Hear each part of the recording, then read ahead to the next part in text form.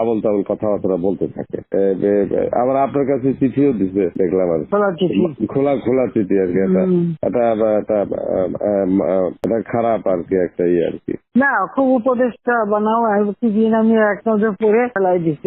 আমার উপদেশটা লাগবে না, এই দেশটা আমার বাপের, আমার বাপ স্বাধীন করে দিয়ে গেছে। আমি জানি এই দেশ আমি চিনি।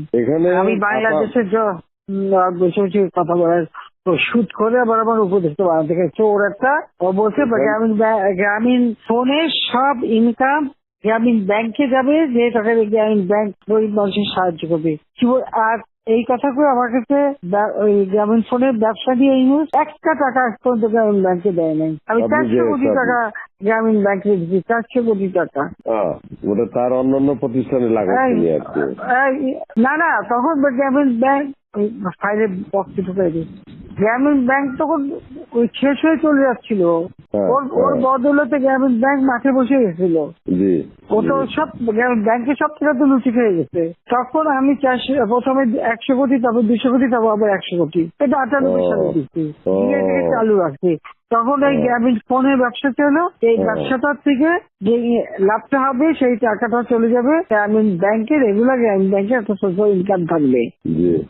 এই বলে ব্যবসা নিয়ে যখন ব্যবসা নেই, তোমার বলে রাখি, যদি কোনদিন প্রশ্ন ওঠে বলতে পারবা, 51% মালিক হলো বাংলাদেশ আর 49% হলো নরওয়ে কোম্পানি।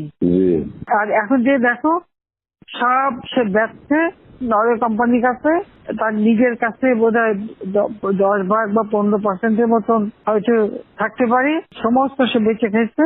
আর একটা টাকা কোনোদিন গ্রামীণ ব্যাংকে এখান থেকে দেয় নাই। আর আমরা সবচেয়ে বেশি ফ্যাসিলিটি তাকে দিচ্ছিলাম, রেলওয়ে, ফাইবার অপটিক ব্যবহার থেকে শুরু করে সবকিছুতে তাকে এক্সট্রা সুযোগ দেওয়া হয়েছিল। ওইভাবেই তো গ্রামীণ ফোনটা তো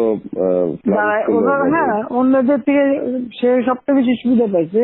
ওর একটা রক্ত চুষে খাইছে সব। আমি বলছি যে রক্ত শোষা, গরিবের রক্ত শোষা।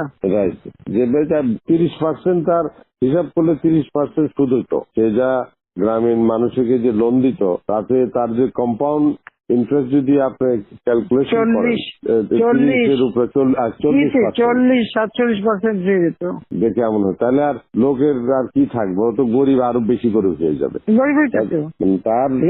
হিলারি ক্লিন্টনে, তোমরা তো ইতিহাস জানো না, হিলারি ক্লিন্টনে নিয়ে গেছিল যশোরে, তার হাত দিয়ে গ্রামীণ ব্যাংকে ঋণ দেওয়ালো।